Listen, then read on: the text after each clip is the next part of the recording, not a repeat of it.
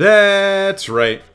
Back at it again, Full Custom Hot Dog here, doing another Blu-ray review. That's right. And today we're going to be talking about Synchronic, the 2019 film that just got released on Blu-ray. Why does it say 2019? I'm just reading that from IMDb.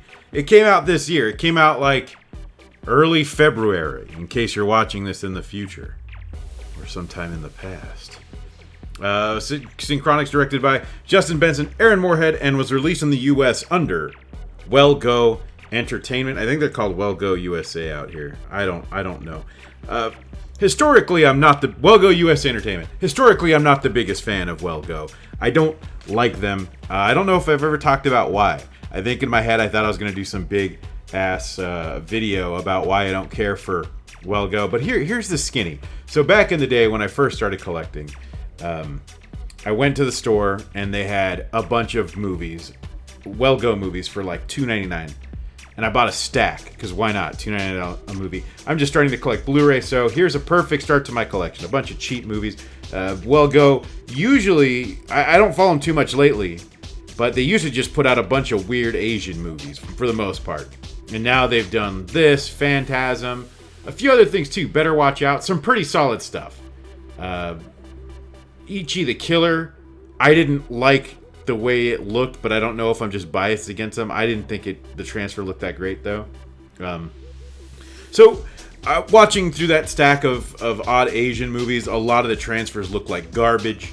It just was kind of disappointing because it's Blu-ray, here's the entire format, but I remember some of those movies at the time did not look so hot.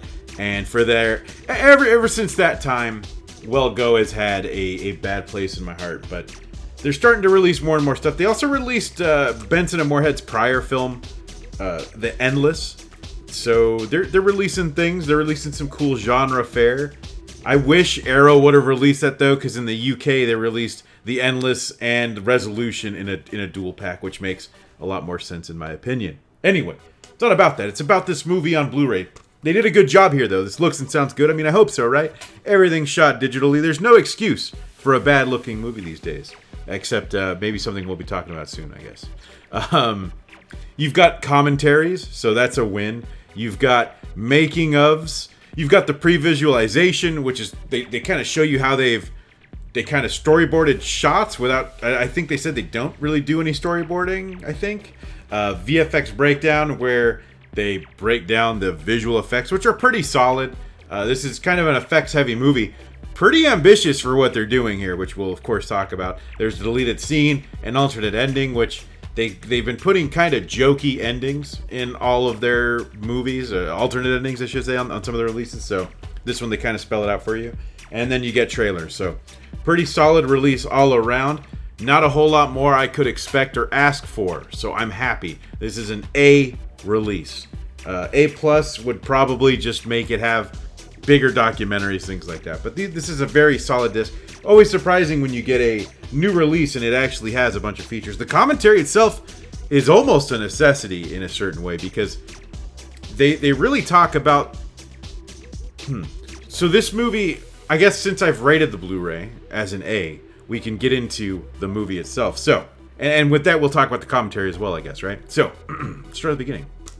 Synchronic. Directed by Justin Benson and Aaron Moorhead, who you might know from Spring, Resolution, and The Endless. They also did probably the best short on VHS 3, which is the weakest, but I thought theirs was pretty good. The Bone Storm one, where the kids go skateboarding or something in Tijuana. I just remember liking that one a lot. Been a while. I'll probably never revisit VHS 3. But what is this movie about? Well, according to IMDb, two New Orleans paramedics' lives are ripped apart after they encounter a series of horrific deaths linked to a designer drug with bizarre, otherworldly effects.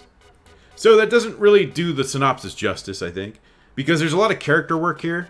I feel like that's Benson and Moorhead's greatest strengths, is working with these characters that feel fairly fleshed out, in my opinion, and they sort of inject these weird, supernatural plot devices into them. Most of their films feel very character-driven, and then here's this other thing, and it's kind of a neat way to do film. For example, Spring could be a straight-up romance film, and then you've got the whole thing where the girl's a buck-wild mutant thing. Resolution works just fine as like a comedy, guy's trying to get his degenerate buddy off of drugs. They're locked in a cabin, but then you have this other weird supernatural element. And their films seem to do this, and I really like that a lot, and this film's no exception. I think the strongest part of this film is the fact that it's got two characters that are kind of interesting and work very well on their own, and then their line of work being paramedics, they run into this series of bizarre deaths that are linked to this drug, Synchronic. And somebody's daughter goes missing, and one of them is able to go into time, I guess. There's a couple things I don't like, I guess, about some of it. Part of the time travel theory that this thing works with is that wherever you stand has to do with where you go. And I mean, I guess you don't have to explain why, but it just seems kind of weird. And they have to go back to that exact same spot once the drug wears off to come back. That's kind of one of the things I have a problem with, I guess, but definitely not the weakest. My other biggest issue with this movie is I feel like the ending is incredibly predictable. It almost feels like they wrote this ending first, and that sort of irks me. I like so much. There's a lot of great visuals. You can see on the slides that I pulled from my Blu-ray release that I think there's some really cool ideas here. Overall, I think it's the weakest of the films that they've done. However, I love all the films they've done, so it's really not fair. When you have 3 movies that I think are at least 8 out of 10s. Very solid films, in my opinion. Spring, I absolutely adore. Synchronic pales in comparison, I think. And I'm not entirely sure why even still. I've watched this 2 or 3 times, and while I like the main characters, I like the general ideas and some of the visuals, it doesn't do it for me all the way.